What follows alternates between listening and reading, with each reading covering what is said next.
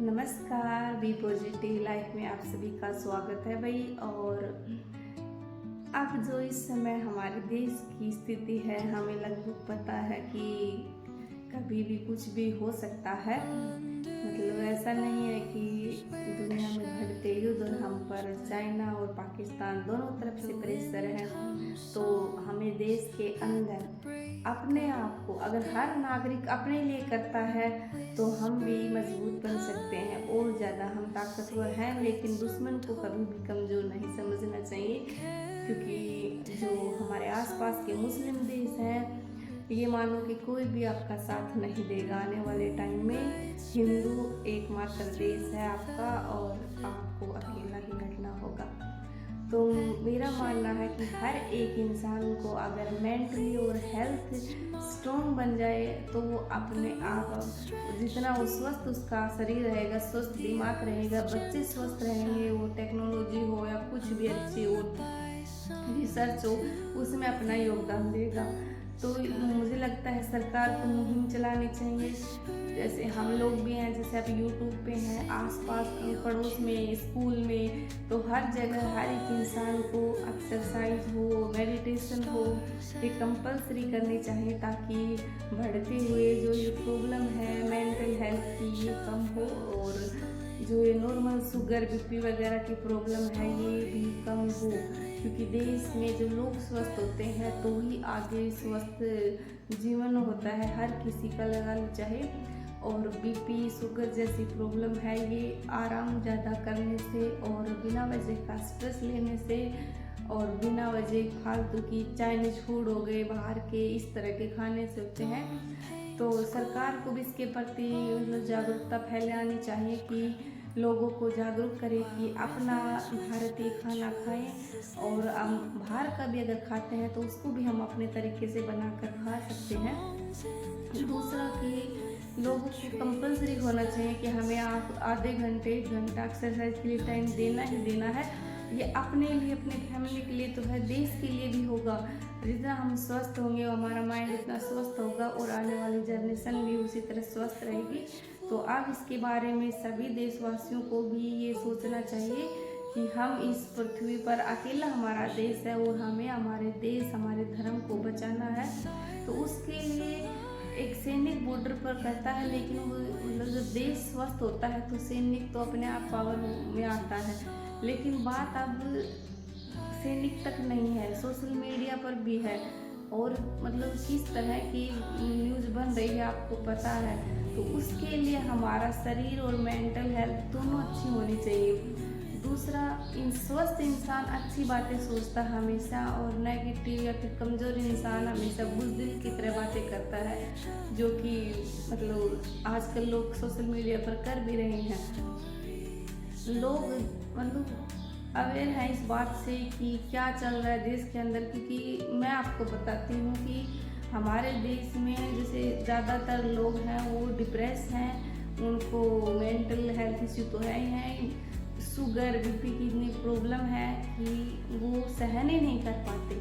अगर एक स्ट्रॉन्ग इंसान होगा, लड़ाई भी हो रही है या फिर कोई जैसे सोशल मीडिया पर कुछ चल रहा है तो उसके बारे में सोचेगा, बातें करेगा या फिर इग्नोर करेगा। लेकिन जो एक बीमार आदमी है उसको गुस्सा आएगा, कमज़ोर आदमी को गुस्सा आएगा और वो आपस में ऐसे रिएक्ट करेंगे। और मतलब एक ये कहना चाहूँगी कि मामला समझ से बाहर हो जाएगा, एक जो भेड़चाल होती है वो होगी। तो इसके प्रति लोगों को जागरूक करना चाहिए। हमें दूसरे देशों के ऊपर कम डिपेंड होना चाहिए, जो कि हम इतनी दवाइयाँ मंगवाते हैं विदेशों से।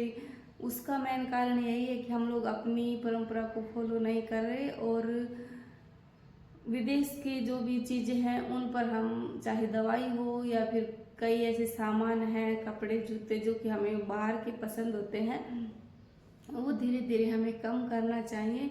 जितना हम कम करेंगे उतना ही हमारे देश के लिए फ़ायदा होगा। और लोगों को योगदान भी देना चाहिए अपने देश के लिए कि टैक्स दें टाइम टू टाइम। और मतलब जो टैक्स हम देंगे सरकार उसी से ही आगे जाके रिसर्च और हथियारों में लगाती है, जो कि हमारे काम आते हैं देश के। तो एक जिम्मेदार नागरिक होने के नाते मुझे लग रहा है आसपास के लोगों को, हमारे जैसे गांव में सरपंच है उसको भी ये अपने देशवासियों में जागरूकता फैलानी चाहिए। महीने 2 महीने में कोई भी शो करके बताना चाहिए लोगों को कि हम कौन से युग में हैं और कौन सी विपदा हम पर आ सकती है और हमें इसके लिए तैयार रहना है। ये नहीं कि जब विपदा आएगी तभी तैयार होंगे, हमें हर दिन तैयारी करनी है। अगर हम हर दिन तैयारी करें तो हमारे हौसलों से ही दुश्मन परास्त हो सकते हैं। तो इसके लिए हर रोज़ हमें ये करना है कि हमें अच्छा रहना है, फैमिली को फिट रखना है। और जो हमारे देश में घरेलू लड़ाइयाँ होती है या फिर राजनीतिक लड़ाइयाँ जो कि बेफिजूल की है, जिसमें संसद में सत्र चलता है तो लड़ाई शुरू हो जाती है, तो देश का कोई काम नहीं होता। तो हमें सिर्फ हर दिन ये सोचना है कि हर दिन वॉर हो रही है और हमें तैयार रहना है, देश के लिए काम करना है, तभी हम देश के लिए कुछ कर सकते हैं। नहीं तो सरकार हर घर में तो जाएगी नहीं, वो सिर्फ ऑर्डर पास करती है, बिल पास करती है, विपक्ष को भी हैंडल कर ले, लेकिन जनता में हर एक इंसान को खुद करना होगा। जो ये पढ़े लिखे हैं, अभी तो बहुत कम लोग हो गए जो कि मतलब दूर दराज गांव में जो पढ़ाई नहीं करते, बाकी सबके पास नॉलेज है। तो अगर हर एक इंसान योगदान देता है अपना, तो मुझे लग रहा आने वाले 5 या 10 साल में हम भी इतने स्ट्रोंग हो जाएं कि जैसे मतलब जो विदेशी ताकतें हैं वो हम पर इतना दबाव नहीं डाल सकती। और मोदी अकेला कुछ नहीं कर पाएगा, क्योंकि जनता जब उसकी जितनी ज़्यादा जागरूक रहेगी, जागरूकता में ही मतलब हम लोग, जैसे पाकिस्तान है वो इतना तेज है कि वो इंडिया के लोगों की ही जैसे फेक आईडी बनाकर और विदेशी मीडिया में यूज करता है।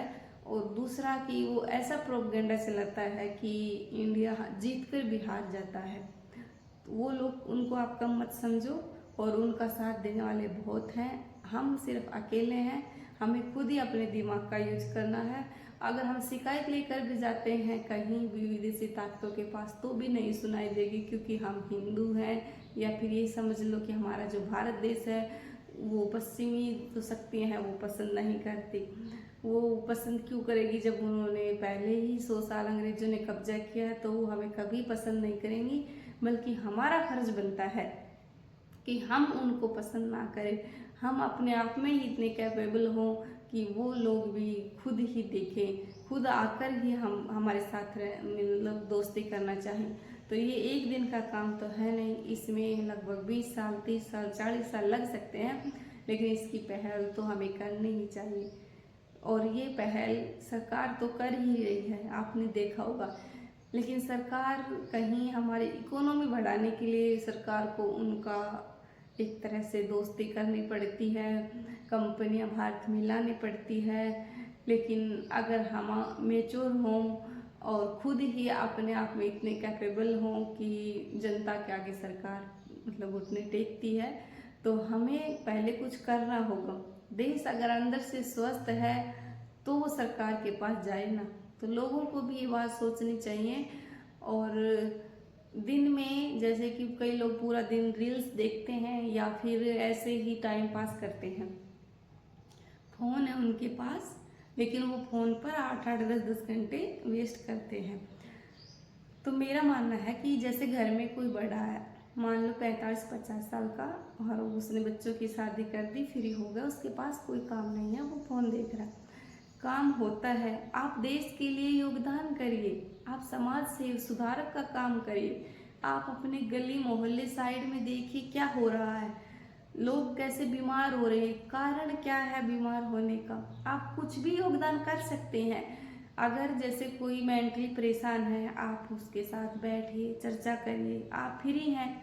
अगर आपके मोहल्ले में गंदगी है, आपको लग रहा है इसकी वजह से, गंदगी की वजह से बीमारियां आ रही हैं, तो उसको कहीं ना कहीं से सफाई करवाइए, आप अपना योगदान दीजिए। हमारा मकसद इस पृथ्वी पर आया है कि हम यहाँ जाकर कुछ कर्म करें।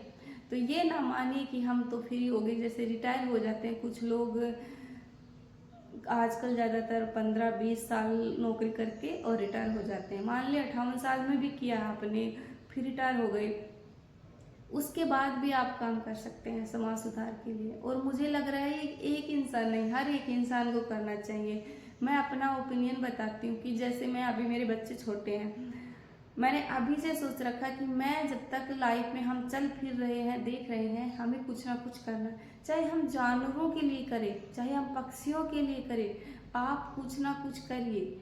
आपके पास धन नहीं है लेकिन आप शब्दों से भी कर सकते हो। आज की दुनिया में लोग इतने परेशान हैं कि कोई उनको अच्छी सलाह भी नहीं मिल रही है, आप सलाह भी दे सकते हो।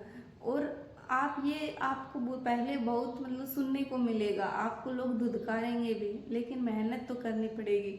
और एक इंसान नहीं, जब हर एक गली मोहल्ले में हर एक इंसान ये सोचेगा कि ये हमारे समाज के लिए अच्छा है, इसी ही से पहले आप अपने घर से शुरू करो, फिर आप अपने आस पड़ोस से, फिर मोहल्ले से, फिर हम हमारे स्टेट से, तभी तो हमारा देश सुधरेगा, तभी तो हम एक अच्छे वियतनाम जैसे देश बन पाएंगे जो कि चाइना की टक्कर ले रहा है। तो भीड़ से कोई मतलब नहीं कि हमारा इतना बड़ा देश है, लेकिन जो भीड़ एक कचरे की तरह हो जाएगी तो फिर क्या फायदा, सरकार कुछ नहीं कर पाएगी।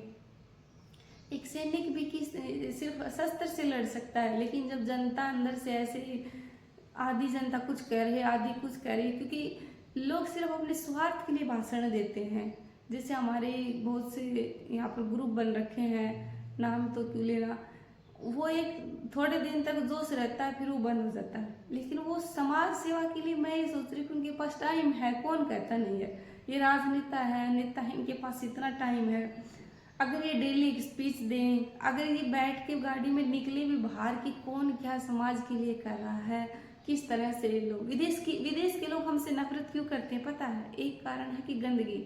यहाँ लोग अपने घर के दरवाजे तक साफ नहीं करते, वहाँ कीचड़ कूड़ा पड़ा रहता है, घरों में इतनी गंदगी होती है, इसीलिए विदेशी ताकतें हमसे इतनी नफरत करती है। मेन कारण तो यही है, क्योंकि इंडिया के लोग इस लाइफ को बस काट रहे हैं, जीना उनका मकसद ही नहीं है। पहले की बात और थी, लेकिन आज हमें साफ सुथरा रहना बहुत जरूरी है। और यहाँ पर जो साफ सुथरा रहता है उसको बोल देते हैं घमंडी है, ये बोझेला है, ऐसा है, लेकिन लोग खुद को सुधारने की नहीं सोचते। तो सरकार को ही इससे शुरुआत करनी होगी। सफाई जहाँ होगी, स्वस्थ दिमाग और स्वस्थ शरीर ही वहाँ होगा, और तभी स्वस्थ हमारा देश बन सकता है। तो सरकार ने तो ये अभियान चलाया, लेकिन ये धीमा पड़ गया।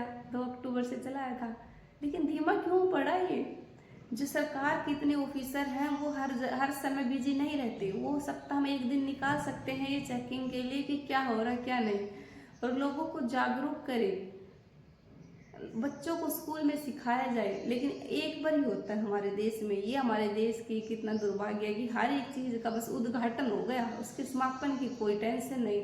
ज़्यादातर काम तो ऐसे ही होते हैं कि उद्घाटन हो गया और समापन वो अगले दिन ही हो जाएगा, क्योंकि लोगों को तो ज्ञान नहीं है। तो ये अपने आस पड़ोस या अपने रिश्तेदार हो, हमें हर वक्त ये सोचना है कि हमें तैयार रहना है। ये नहीं कि लड़ाई होगी तभी तैयार होंगे, लड़ाई चल रही है ये सोच लो। तैयारी पाकिस्तान, चीन, बांग्लादेश ये कर रहे हैं, वो नहीं। मैं ये कहूँगी जो यूएस और बाकी कंट्री है वो सभी हमारे अगेंस्ट है, और वो पहले से ही प्रोपेगेंडा रख के तैयार करके रखते हैं, तो वो आपको आगे नहीं बढ़ने देंगे। मेन मकसद, अगर लड़ाई भी नहीं होगी ना तो भी वो आपको पीछे धकेलेंगे। ये आप इस लड़ाई, जो ये सिंधु स्ट्राइक हुई है, ऑपरेशन हुआ है, इसमें साफ हो गया है कि कोई भी आपका साथ नहीं देगा और कोई भी आपको आगे भी बढ़ने नहीं देगा। वो आपको दबाने की कोशिश करेंगे। लेकिन मेरा मानना है कि अगर हर एक इंसान अपने दम पर, अपने बल पर देश के लिए कुछ करना चाहे तो देश आगे बढ़ सकता है। आप अपनी सैलरी से अगर 5% भी कुछ देश के लिए, टैक्स तो सब देते ही हैं, लेकिन टैक्स भी बहुत सारे लोग नहीं देते, वो उसमें भी सरकार को ही धोखा दे जाते हैं। हमारे देश का दुर्भाग्य है, ये जो विदेशों में लोग चले जाते हैं वो तो अलग चीज़ है, लेकिन यहाँ भी बहुत सारे लोग टैक्स नहीं देते, वो 2 नंबर का काम करते हैं। तो हमें ये समझना चाहिए कि ये एक दिन की बात नहीं है, ये हमारे देश का भविष्य है, और एक इंसान पैसे कमा लेता है, चाहे वो 2 करोड़, 5 करोड़, 10 करोड़, पैसे आपके साथ नहीं जाएंगे, यहीं रह जाएंगे। लेकिन जो आप कर रहे हो वो आपके आने वाली पीढ़ी और आपके देश के भविष्य के लिए काम आएगा। तो टैक्स तो हमें देना ही है, और हर तरह से हर एक इंसान छोटे छोटे स्टेप से भी शुरू करता है।